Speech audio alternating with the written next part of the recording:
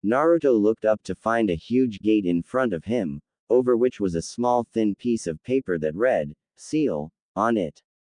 Two eyes gleamed behind a cage and a giant set of teeth grinned maliciously. "I am not like an old lady, weakling." Naruto stared up at the fox that stepped forward in the cage. Its body was huge. Thankfully he didn't lose himself in fright. Crossing his arms in front of him, Naruto stood firm and asked, "What do you want, old lady?" The fox took a deep breath and roared in frustration at Naruto's words. "Call me that again, and I'll make sure to make your life a living hell. Don't think I have no influence in here just because I'm behind the seal." A chill ran down Naruto's back at the words, and he decided that he'd lay off the fox for now. "What do you want, Kyuubi? Come closer. Let me have a look at you." It spoke calmly, no hint of its previous anger in its voice. Naruto was about to refuse, but he remembered the fox's threat just a moment ago. He took a few steps closer, only to have to jump back quickly to avoid the set of claws that shot out of the cage at him. "What the hell are you doing?" he shouted. The fox growled. "I want to devour you, rip your arms and legs off and listen to your pleasant screams to amuse me, gouge your eyes out with my claws and gnaw on your flesh, but I can't because of this seal. However, seeing as that still eludes me, I wanted to talk to you about a deal.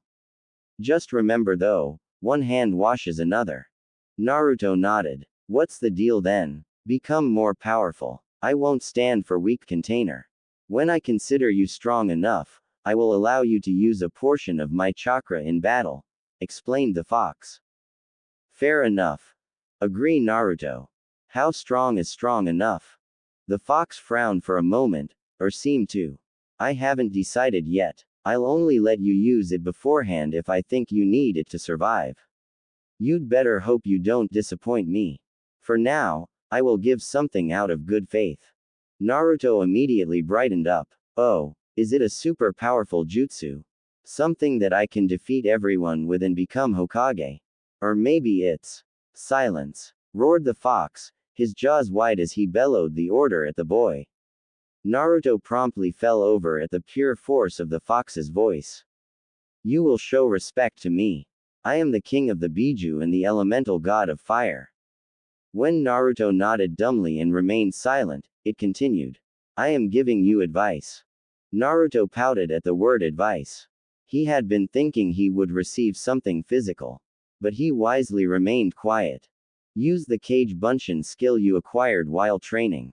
The forbidden scroll you read said it transfers things that the Bunshins learn to you when you dispel them. That should mean anything they learn when practicing a technique will carry over to you.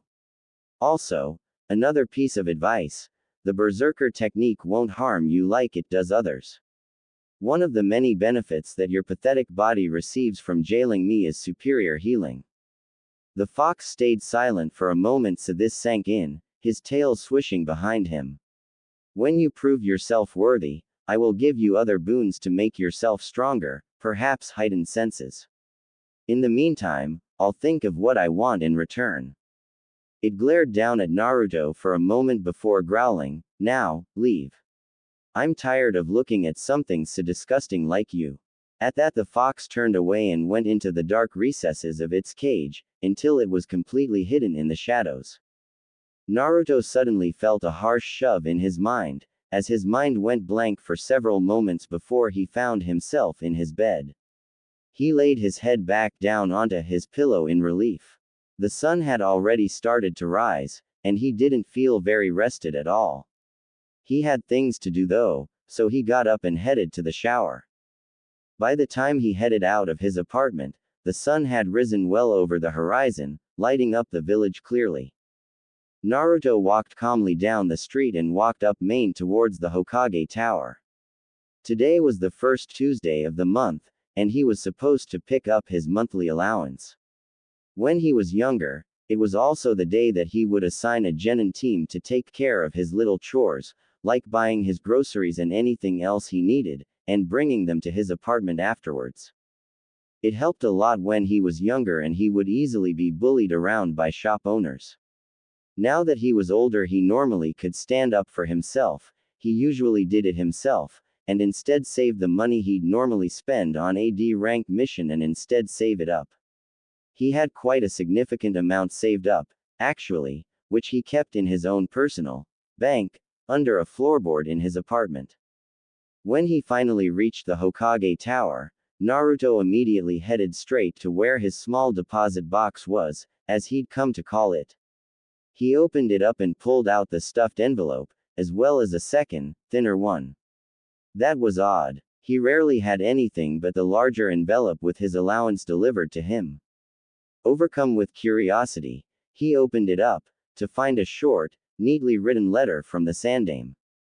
Naruto, if you're reading this, it means I've passed on. No, that was just a joke.